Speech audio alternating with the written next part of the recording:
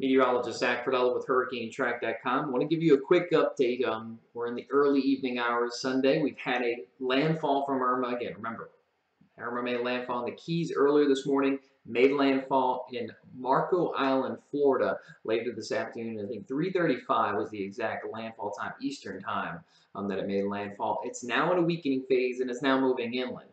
We did have a camera. Mark had a camera in Marco Island, but during the middle of the brunt of the winds with the eye wall, it actually failed. But I can show you some of the latest images. This is another camera he has up in Naples, and the winds are going to start to come down with the storm, okay? We're going to start to see the wind impact slowly subside. Still, most of the state has a lot of wind to go through, but we're not going to see the intense winds like we saw in Naples. Naples recorded a wind gust up to 142 miles per hour as the eye wall rolled through. You can see current look out of the camera in Naples. There is starting to be some water rise, and it's hard to tell if that's actually surge rise or just, so much rain has fallen that the water's kind of inundated the streets. But we do note, that is one big thing that we're going to note right now, that the threat is not over along the coast of Florida at all, okay? The threat is actually just now starting. I'm going to show you the latest radar imagery because this is sort of the big deal that's going on right now. Notice the center. It's clearly inland enough that it's going to continue to wind itself down. And when I say wind itself down, it's going to take some time to do so. But the center, remember, Naples is about right here. Marco Island's down here. Center's just now getting to the, say, just east of Fort Myers. So this eye wall right here, this is the intense winds that we're seeing, where we're seeing over 100 miles per hour gusts. Slowly, those wind speeds are going to come down. But a couple of things I want to point out.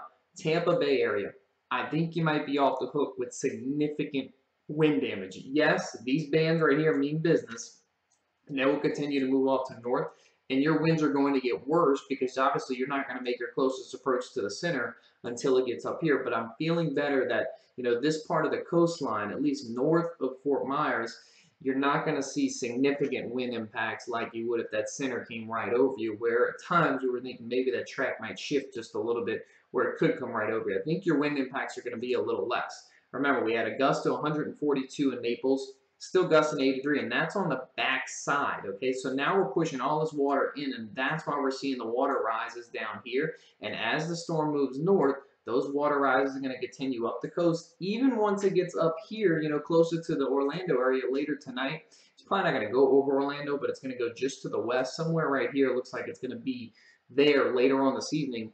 Orlando's probably going to be getting the more wind impacts than Tampa is at that time, because the weak side of the storm is obviously going to be the west side. But once it gets north of Tampa Bay, that's when we're going to get that push inward. We are still worried about water rises. So far, we've seen about 4 to 5 feet of surge on the south side of the circulation. And that's going to continue to pile up the water. Don't think it's just going to hurt. Oh, now that the storm's leaving, the water is going to come in real fast and then go away.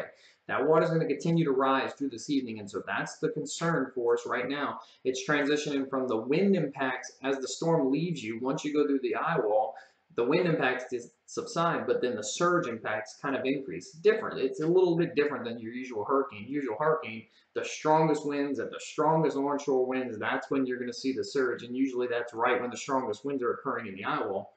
This is a little bit different. It's something that you almost got to kind of get used to with this storm. Looking at the big picture, though, a lot of Florida. We're starting to see things calm down in the southeastern corner of the state. The worst of the weather is over for you. You should start to see your winds change, and that's going to blow the water offshore because your winds are going to start coming southwesterly. So the Miami vicinity, you're going to start to see those water levels go down. But northern locations, once you get north of, say, West Palm Beach and north of, obviously, the center near Fort Myers, we still have all of these bands of heavy rainfall that are coming in. Orlando, you're only gusting to 33 now. You're going to get those gusts upwards of 60, 70, maybe even 80 miles per hour as that center continues to move north and get somewhere up here later tonight. So the worst of the weather, once you get, say, from Tampa across the state to the east to like Melbourne, the worst of the weather is going to come during the overnight hours. It's going to come later on tonight as the center makes its closest approach to you. So just a quick update. I just wanted to update everybody, let you know what's going on with the storm.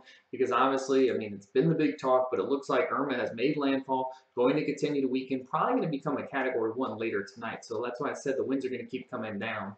But as far as we're still worried about surge in Southwest Florida, and we're still worried about that wind, where that eye wall goes right now, still packing a punch. And, you know, the storm is encompassing all of Florida. So another big thing that we've seen is tons of power outages. Millions of people are without power, and that's going to take some time to kind of rebuild. This is the latest update from meteorologist Zach Friedella with HurricaneTrack.com.